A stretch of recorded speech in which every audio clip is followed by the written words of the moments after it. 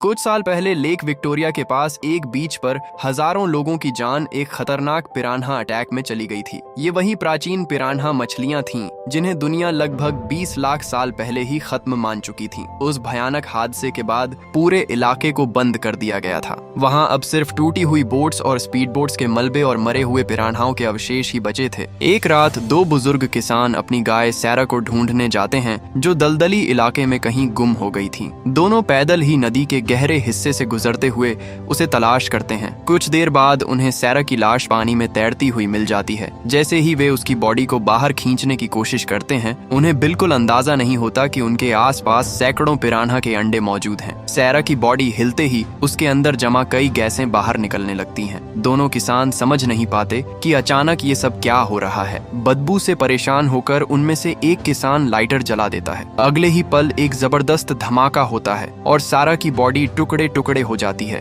गाय के अंदर छिपे हुए दर्जनों नहीं बल्कि सैकड़ों पिरान्हा अचानक नदी में गिर जाते हैं और तुरंत एक किसान पर हमला कर देते हैं। बेचारा मदद के लिए चीखता रहता है, लेकिन कुछ ही सेकंड्स में पिरान्हा उसे जिंदा खा जाती हैं। अपने दोस्त को बचाने के लिए दूसरा बुजुर्ग भी आगे बढ़कर मछलियों को मारने की कोशिश करता है, मगर पिरान्हा उस पर भी हमला कर देती है। कुछ ही पलों में उसका भी वही हाल हो जाता है। यहाँ से कुछ महीने बाद शहर के नए वाटर पार्क का मालिक चैड एक नया विज्ञापन शूट कर रहा था। तभी उसकी सौतेली बेटी मैडी वहाँ आती है। मैडी देखकर हैरान रह जाती है कि चैड ने पार्क के लिए असली स्टाफ की जगह ग्लैमरस अभिनेत्रियों को नौकरी पर रखा हुआ है। गुस्से में वह पूछती है कि उसने ऐसा अजीब फैसला क्यों लिया। चैड मुस्कुराकर बताता है कि ये सब वह मैडी की माँ की याद में कर रहा है। मरने से पहले उसकी माँ ने उससे कहा था कि हर हाल में फैमिली वाटर पार्क को चलाते रहना ताकि मैडी का भविष्य सुरक्षित रहे। मैडी को उसकी बात बिल्कुल पसंद नहीं आती। वह तुरंत सारे बदलावों को वापस लेने को कहती है क्योंकि कंपनी में उसका भी हिस्सा है, लेकिन चैड साफ मना कर देता है। उसका कहना था कि कंपनी का सबसे बड़ा शेयर उसके पास है और असली मालिक वही है।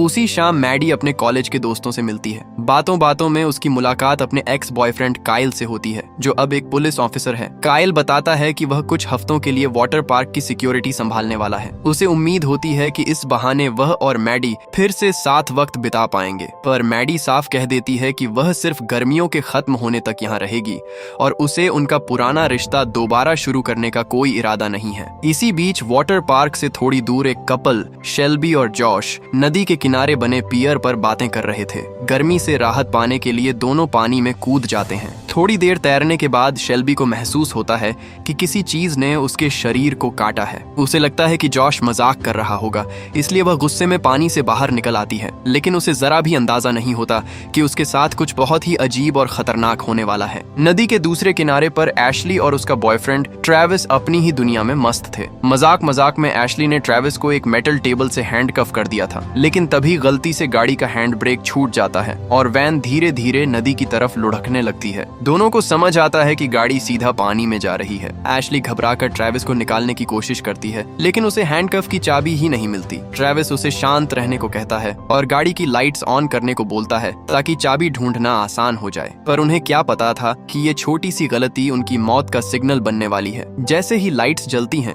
नदी में मौजूद पिरान्हाओं का झुंड उस रोशनी की तरफ खींच आता है और वैन को घेर लेता है। एशली पूरी कोशिश करती है, लेकिन ट्रेविस को छुड़ा नहीं पाती। आखिर में वह मदद लाने के लिए बाहर निकल जाती है। वैन के अंदर फंसा ट्रेविस जोर जोर से चीखने लगता है। उसकी ये चीखें पिरान्हाओं को और भी ज्यादा अट्रैक्ट कर देती हैं। अगले ही पल दर्जनों पिरान्हा उस पर टूट पड़ते हैं। कुछ ही देर में मछलियां उसके शरीर को नोचना शुरू कर देती हैं। एशली जब ये सब देखती है तो डर के मारे वापस वैन के पास पहुंचती है। वह ट्रेविस से पिछले दरवाजे से निकलने को कहती है, लेकिन अब बहुत देर हो चुकी थी। ट्रेविस इतना जख्मी हो चुका था कि उसमें बचकर निकलने की ताकत ही नहीं बची होती। पिरान्हा उसका हाथ तक नोचकर अलग कर देते हैं और वह वैन के साथ नदी की गहराइयों में समा जाता है। अगली सुबह वाटर पार्क के ग्रैंड ओपनिंग की तैयारियां जोर शोर से चल रही होती हैं। मैडी को पता चलता है कि कुछ एम्प्लॉइज काम पर नहीं आए हैं, इसलिए वह शेल्बी और जॉश से एशली और ट्रेविस के बारे में पूछती है, लेकिन किसी को भी उन दोनों के बारे में कोई जानकारी नहीं होती। तभी शेल्बी को अचानक चक्कर और उल्टी जैसा महसूस होने लगता है। सबको लगता है शायद उसकी तबीयत खराब है। उधर ऑफिसर काइल को नदी के अंदर वहीं डूबी हुई वैन मिल जाती है। वह क्रेन की मदद से गाड़ी को बाहर निकलवाता है और दरवाजा दरवाजा खोलकर अंदर देखता है। हैरानी की बात यह थी कि वैन के अंदर न ट्रेविस की बॉडी होती है और न ही एशली की। काइल को लगता है कि शायद दोनों किसी तरह बचकर आसपास कहीं भटक रहे होंगे। वह मैडी और शेल्बी को तसल्ली देता है कि दोनों मिल जाएंगे, लेकिन मैडी को कुछ ठीक नहीं लग रहा था। कुछ देर बाद मैडी और शेल्बी पियर पर बैठकर एशली और ट्रेविस के बारे में बात कर रही होती हैं। तभी शेल्बी को महसूस होता है कि पानी के अंदर कुछ उसके पैरों से टकराया है। दोनों नीचे देखती हैं और उन्हें जो नीचे दिखता है उसे देखकर उनके होश उड़ जाते हैं। पानी के नीचे कई पिरान्हा तैर रहे थे। दोनों तुरंत भागने लगती हैं, लेकिन भागते वक्त पिरान्हा लकड़ी के पियर को काटना और तोड़ना शुरू कर देते हैं। अचानक लकड़ी की पट्टियां टूट जाती हैं और शेल्बी सीधा पानी में गिर पड़ती है। अब वह एक बार फिर उन खूनी पिरान्हाओं के बीच फंस चुकी थी। मैडी बिना वक्त गंवाए शेल्बी की तरफ जाकर उसे पानी से बाहर निकालने की कोशिश करती है। दोनों जैसे तैसे किनारे की तरफ बढ़ने लगती हैं, लेकिन पिरान्हा उनका पीछा नहीं छोड़ते। मछलियां लगातार पियर के सपोर्ट को काट रही थीं। लकड़ी की पूरी स्ट्रक्चर हिलने लगती है। शेल्बी जैसे ही बचकर निकलने वाली थी, उसके नीचे की लकड़ी फटने लगती है। दोबारा पानी में गिरने के डर से वह पीछे की तरफ छलांग लगा देती है, पर उसका ये फैसला उसके लिए और भी खतरनाक साबित होता है। अब वह फिर से पिरान्हाओं के बीच घिर चुकी थी। शेल्बी घबराहट में चीखने लगती है। मैडी उसे हिम्मत देती है और राफ्ट से उसकी तरफ जंप करने को कहती है। शेल्बी पूरी ताकत लगाकर मैडी की तरफ कूदती है, लेकिन अगले ही पल दोनों का बैलेंस बिगड़ जाता है और वे नदी में जा गिरती हैं। पिरान्हाओं का झुंड तुरंत उनकी तरफ लपकता है, लेकिन खुशकिस्मती से दोनों किसी तरह तैरकर किनारे तक पहुंच जाती हैं और बच निकलती हैं। लेकिन खतरा अभी खत्म नहीं हुआ था। जैसे ही मैडी सांस लेने के लिए रुकी, एक पिरान्हा पानी से उछलकर सीधा उस पर हमला करने की कोशिश करता है। शेल्बी तुरंत पास पड़ा एक बड़ा पत्थर उठाती है और पूरी ताकत से मछली पर दे मारती है। पिरान्हा वहीं मर जाता है और मैडी की जान बच जाती है। कुछ देर बाद काइल और बैरी वहां पहुंचते हैं और दोनों लड़कियों को सेफ जगह ले जाते हैं। अब सबको यकीन हो चुका था कि पिरान्हा वापस लौट आए हैं। सच का पता लगाने के लिए चारों लेक विक्टोरिया की तरफ निकल पड़ते हैं। वहां पहुंचकर उनकी मुलाकात मिस्टर गुडमैन से होती है। गुडमैन उन पिरान्हाओं का एक्सपर्ट होता है और पिछले अटैक के बाद से सालों तक उनका स्टडी करता रहा है। उसने रिसर्च के लिए एक पिरान्हा को अपने प्राइवेट एक्वेरियम में भी रखा हुआ था। जब उसे पता चलता है कि पिरान्हा फिर से शहर में दिख रहे हैं, तो वह काफी परेशान हो जाता है। गुडमैन बताता है कि जिस नदी में पिरान्हा देखे गए हैं, उसका लेक विक्टोरिया से कोई सीधा कनेक्शन नहीं है। इसका मतलब सिर्फ एक ही हो सकता है। ये मछलियां जमीन के नीचे मौजूद अंडरग्राउंड टनल्स के जरिए सफर कर रही हैं। अपनी बात साबित करने के लिए गुडमैन एक एक्सपेरिमेंट दिखाता है। वह एक्वेरियम को एक मेटल प्लेट से 2 हिस्सों में बांट देता है और दूसरी तरफ एक छोटा सा मेंढक छोड़ देता है। मेंढक को देखते ही पिरान्हा का हंटिंग इंस्टिंक्ट एक्टिवेट हो जाता है। वह बार बार मेटल प्लेट पर टक्कर मारने लगता है, जैसे किसी भी तरह अपने शिकार तक पहुंचना चाहता हो। ये देखकर बैरी को उस बेचारे मेंढक पर तरस आ जाता है। वह एक्वेरियम से मेंढक को निकाल देता है और बताता है कि बचपन में उसके पास भी एक पेट फ्रॉग हुआ करता था, इसलिए वह उसे मरते हुए नहीं देख सकता। इसके बाद गुडमैन सबको अपनी रिसर्च दिखाता है। उसके मुताबिक ये पिरान्हा आम तौर पर उन इलाकों में रहते हैं जहां सल्फर डाइऑक्साइड जैसे केमिकल्स पाए जाते हैं। ये केमिकल्स जियोथर्मल एक्टिविटी की वजह से बनते हैं। लेकिन एक बड़ी प्रॉब्लम भी है। यही केमिकल स्विमिंग पूल्स और वाटर ट्रीटमेंट सिस्टम्स में इस्तेमाल होने वाले क्लोरीन के साथ मिलकर पिरान्हाओं को कंफ्यूज कर सकते हैं। इस वजह से ये मछलियां सीवर लाइंस और ड्रेनेज सिस्टम्स में घुस सकती हैं। वाटर पार्क का सारा पानी उसी झील में जाकर मिलता है जहां उन्होंने पिरान्हाओं का झुंड देखा था। और अगर गुडमैन की थ्योरी सही है, तो पिरान्हा किसी भी वक्त पूरे वाटर पार्क के प्लम्बिंग सिस्टम में घुस सकते हैं। ये बात समझते ही मैडी तुरंत वापस वाटर पार्क जाने की बात करती है। काइल कहता है कि अगले दिन डाइव टीम बुलाकर पूरे एरिया की जांच करवा लेंगे, लेकिन मैडी इस बात से सहमत नहीं होती। उसका कहना था कि सुबह पार्क का ग्रैंड ओपनिंग है और अगर इतने सारे लोग बिना जानकारी के अंदर चले गए तो मरने वालों की संख्या लेक विक्टोरिया वाले हादसे से भी ज्यादा हो सकती है। इसी बीच जॉश को शेल्बी की तबीयत की चिंता होती है। पिछले कुछ दिनों से उसे बार बार उल्टी और चक्कर आ रहे थे, इसलिए वह उसे अपने घर ले जाता है ताकि उसका ख्याल रख सके। दोनों टीवी पर न्यूज देख रहे थे जहां एशली और ट्रेविस के लापता होने की खबर चल रही थी। रिपोर्टर्स बताते हैं कि अब तक दोनों की बॉडी नहीं मिली है, लेकिन असल सच कोई नहीं जानता। एशली की लाश अब भी झील की गहराइयों में पड़ी है और पिरान्हा उसे नोच नोच कर खा रहे होते हैं। ये सब देखकर शेल्बी और भी ज्यादा परेशान हो जाती है। वह जॉश से अपने पास रहने को कहती है। दोनों कुछ देर अकेले वक्त बिताने लगते हैं। तभी शेल्बी को अपने पेट के अंदर अजीब सी हरकत महसूस होती है। अगले ही पल उसके पूरे शरीर में झटके पड़ने लगते हैं और वह जमीन पर गिर जाती है। जॉश घबराकर उसे संभालने की कोशिश करता है, लेकिन तब उसके साथ भी एक डरावनी घटना हो जाती है। उसे अचानक अपने शरीर के एक बहुत नाजुक हिस्से में तेज दर्द महसूस होता है। वह दर्द से चीखते हुए पीछे हटता है और समझ ही नहीं पाता कि हुआ क्या है। तभी शेल्बी के पेट के अंदर एक छोटा पिरान्हा जिंदा था। जब शेल्बी शेल्बी और जॉश उस रात झील में तैर रहे थे, तब वही पिरान्हा किसी तरह उसके शरीर के अंदर घुस गया था। पिछले कई दिनों से शेल्बी की तबीयत खराब होने की असली वजह भी वही था। जॉश खुद को बचाने के लिए किचन से एक चाकू उठाता है और मछली पर वार कर देता है, लेकिन घबराहट में उसका वार गलत जगह लग जाता है और वह खुद को ही चोट पहुंचा बैठता है। कुछ देर बाद शेल्बी को होश आता है। जब वह कमरे में बिखरा खून देखती है तो बुरी तरह डर जाती है। जॉश को ढूंढते हुए वह किचन तक पहुंचती है। वहां जमीन पर तड़पता हुआ एक छोटा पिरान्हा पड़ा होता है। शेल्बी कुछ समझ नहीं पाती और जॉश को आवाज लगाती रहती है। तभी जॉश सामने आता है। उसके हाथ में चाकू था और वह खुद भी सदमे में होता है। उसके पास इस बात का कोई जवाब नहीं होता कि आखिर ये सब हो क्या रहा है। उधर मैडी और बैरी झील की जांच करने का फैसला करते हैं, लेकिन पानी के पास पहुंचकर बैरी एक सच बता देता है कि मुझे तैरना ही नहीं आता। इस वजह से वह मैडी के साथ पानी में नहीं जा सकता। मैडी फिर भी हिम्मत नहीं हारती। डाइविंग गियर पहनकर वह अकेली ही झील के अंदर उतर जाती है। नीचे पहुंचकर वह सीवर आउटलेट्स और ड्रेनेज सिस्टम को चेक करती है। सब कुछ ठीक लग रहा था, लेकिन जैसे ही वह वापस लौटने लगती है, एक पिरान्हा अचानक उसके चेहरे पर हमला कर देता है। लेकिन खुशकिस्मती से उसका डाइविंग मास्क उसकी जान बचा लेता है। मैडी घबराकर पूरी ताकत से तैरने लगती है। कई पिरान्हा उसका पीछा करते हैं और उसे काटने की कोशिश करते हैं। कुछ चोटों के बावजूद वह किसी तरह बच निकलती है और काइल उसे पानी से बाहर खींचकर उसकी जान बचा लेता है। झील से बचकर बाहर आने के बाद मैडी को यकीन हो जाता है कि पिरान्हा वाकई ड्रेनेज सिस्टम के जरिए शहर तक पहुंच चुके हैं। उधर चैड अपनी गाड़ी में जा रहा होता है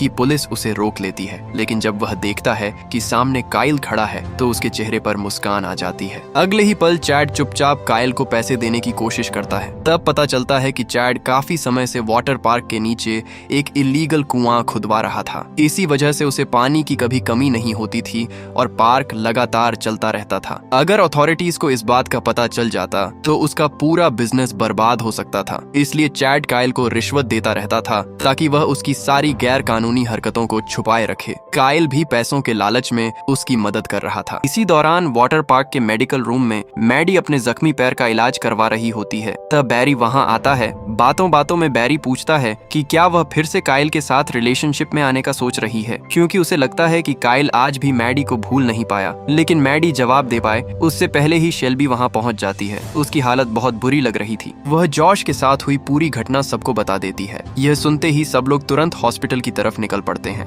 जैसे ही काइल को इमरजेंसी के बारे में पता चलता है, वह भी हॉस्पिटल पहुंच जाता है। जॉश और शेल्बी को देखने के बाद वह सबको यकीन दिलाता है कि डॉक्टर्स उनका इलाज कर रहे हैं और अब वे सुरक्षित हैं। फिर वह मैडी और बाकी लोगों को घर जाकर आराम करने की सलाह देता है। रात को मैडी अपने घर पहुंचती है और थकान दूर करने के लिए बाथटब में नहाने लगती है, लेकिन अचानक उसे लगता है कि बाथरूम के पाइप्स से कई पिरान्हा बाहर निकलकर उसकी तरफ बढ़ रहे हैं। वह डर के मारे चीख पड़ती है, लेकिन अगले ही पल उसकी आंख खुल जाती है, यानी कि यह सब सिर्फ एक बुरा सपना था। मैडी राहत की सांस लेती है, लेकिन उसका डर अब पहले से भी ज्यादा बढ़ चुका था। अगली सुबह आखिरकार वाटर पार्क का ग्रैंड ओपनिंग शुरू हो जाता है। सिक्योरिटी चेक के लिए डेप्यूटी फैलन भी पार्क पहुंचता है। फैलन वही आदमी था जो पिछले पिरान्हा अटैक में अपने दोनों पैर गंवा चुका था। उस दिन पिरान्हाओं ने उसके शरीर का बड़ा हिस्सा भी चबा डाला था। इसी वजह से उसे स्विमिंग पूल्स से बहुत ज्यादा डर लगता है। उसका असिस्टेंट उसे हिम्मत देने की कोशिश करता है और कहता है कि कम से कम बच्चों वाले छोटे पूल में ही उतर कर देख लें, लेकिन फैलन के दिमाग में पुराने अटैक की यादें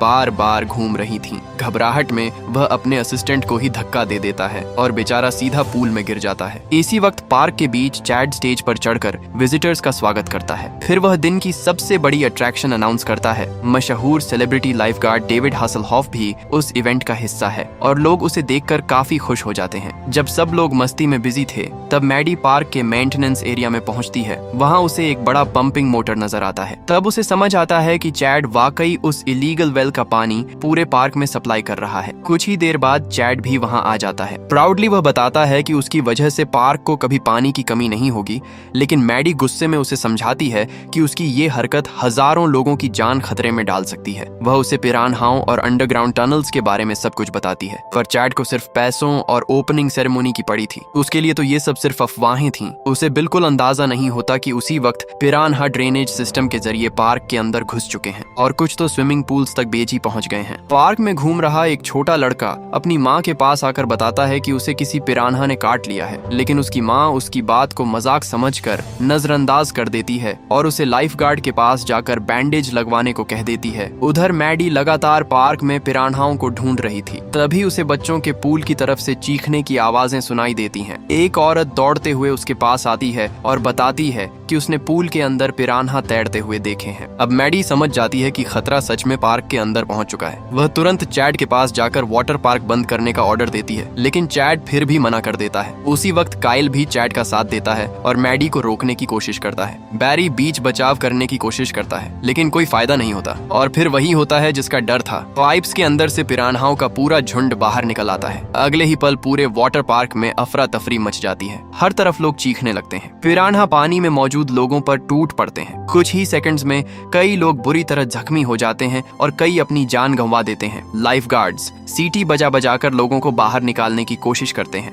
लेकिन हालात कंट्रोल से बाहर जा चुकी थी। डेप्यूटी फैलन का असिस्टेंट उसे वहां से भागने को कहता है, लेकिन फैलन मना कर देता है। उसका कहना था कि जब तक लोग मुसीबत में हैं, वह उन्हें छोड़कर नहीं जाएगा। अपने टाइटेनियम के नकली पैरों के सहारे वह सीधा पूल की तरफ बढ़ता है। सबसे खास बात यह है कि पिरान्हा उसके मेटल लेग्स को नुकसान नहीं पहुंचा सकते। इसी बात का फायदा उठाकर फैलन अपने टाइटेनियम पैरों को हथियार की तरह इस्तेमाल करता है और दर्जनों पिरान्हाओं को कुचल देता है। उसकी वजह से कई लोगों को भागने का मौका मिल जाता है। उधर ऑब्जर्वेशन टावर में खड़ा डेविड हासलहॉफ पूरा तमाशा देख रहा था। शुरुआत में वह किसी की मदद करने से मना कर देता है और कहता है कि वह असल में लाइफगार्ड नहीं है, लेकिन फिर उसकी नजर एक छोटे लड़के पर पड़ती है जो पूल के तेज करंट में फंस गया था। इस बार डेविड का इरादा बदल जाता है। वह दौड़कर पूल में कूदता है और लड़के की जान बचा लेता है। उधर चैड पूरी तबाही देखकर शॉक हो गया था। मैडी गुस्से में उसके पास पहुंचती है और सीधा उसके मुंह पर जोर का मुक्का मार देती है। अब मैडी फैसला करती है कि पूल्स का पानी निकालना ही होगा। वह बैरी को मोटर्स तक पहुंचकर ड्रेनेज सिस्टम एक्टिवेट करने को कहती है। बैरी दौड़ता हुआ इंजन रूम की तरफ जाता है। रास्ते में उसे डेव मिलता है, जो खुद भी पिरान्हा अटैक का शिकार हो चुका था। दोनों मिलकर मोटर्स चालू कर देते हैं। उधर चैड अपनी जान बचाने के लिए पार्क से भागने लगता है। वह अपनी सारी जमा पूंजी एक बॉक्स में भरकर कार में बैठ जाता है। रास्ते में उसे एक छोटी लड़की मिलती है जो अपनी माँ की लाश के पास रो रही होती है। कुछ पलों के लिए चैड को अपनी गलती का एहसास होता है, इसलिए वह लड़की को पैसे देकर वहाँ से निकल जाता है, लेकिन उसकी किस्मत उसका साथ नहीं देती। तेज रफ्तार में भागते वक्त उसकी कार पार्क की डेकोरेटिव वायर्स से टकरा जाती है। एक ही पल में तार उसका सिर धड़ से अलग कर देती है। कार आउट ऑफ कंट्रोल हो जाती है और चैड का कटा हुआ सिर सीधा पूल में गिरता है और पिरान्हा उसके सिर को खाने लगती है। उधर पूल्स का पानी निकलते वक्त मैडी खुद सक्शन में फंस जाती है। काइल उसके पास जाता है और अपनी सारी गलतियों के लिए उससे माफी मांगता है। वह मानता है कि चैड की करप्शन में उसका भी हाथ था, लेकिन फिर भी वह मैडी को वहीं छोड़कर भाग जाता है। बैरी ये सब देख लेता है। उसे तैरना नहीं आता था, फिर भी वह मैडी को बचाने के लिए पूल में कूद जाता है। पहले तो वह खुद डूबने लगता है, लेकिन फिर हिम्मत जुटाकर एक कंक्रीट ब्लॉक पकड़ लेता है और उसकी मदद से नीचे पहुंचकर मैडी तक पहुंच जाता है। आखिरकार वह मैडी को बचाकर बाहर ले आता है। कुछ पल बाद मैडी को होश आ जाता है और दोनों एक दूसरे को गले लगा लेते हैं। इसी दौरान डेव फ्यूल को वाटर इंजन्स में डालकर पूरे सिस्टम को उड़ा देता है। एक जबरदस्त धमाका होता है। हजारों मरे हुए पिरान्हा हवा में उछल जाते हैं और पूरे पार्क पर मछलियों की बारिश होने लगती है। काइल जब सर्वाइवर्स को ढूंढने के लिए वापस आता है, तब आसमान से गिरता हुआ एक ट्राइडेंट सीधा उसके सिर को चीरते हुए निकल जाता है। काइल की भी वहीं मौत हो जाती है। सब कुछ शांत होने के बाद मैडी को मिस्टर गुडमैन का फोन आता है। गुडमैन एक और डरा देने वाली बात बताता है। उसके मुताबिक पिरान्हा लगातार इवॉल्व हो रहे हैं। अब वे सिर्फ पानी तक सीमित नहीं रहे, वे जमीन पर चल भी सकते हैं। ये सुनकर सब लोग हैरान रह जाते हैं। तभी पास ही एक पिरान्हा धीरे धीरे पानी से बाहर निकलता हुआ दिखाई देता है। वह बिल्कुल किसी जमीनी जानवर की तरह चल रहा था। एक बचा हुआ लड़का उसे हार्मलेस समझकर मोबाइल से वीडियो बनाने लगता है और उसके करीब चला जाता है, लेकिन अगले ही पल म्यूटेंट पिरान्हा बिजली की रफ्तार से उस पर झपट्टा मारता है और एक ही वार में उसका सिर निकल जाता है। और इसी के साथ ये कहानी यही खत्म हो जाती है।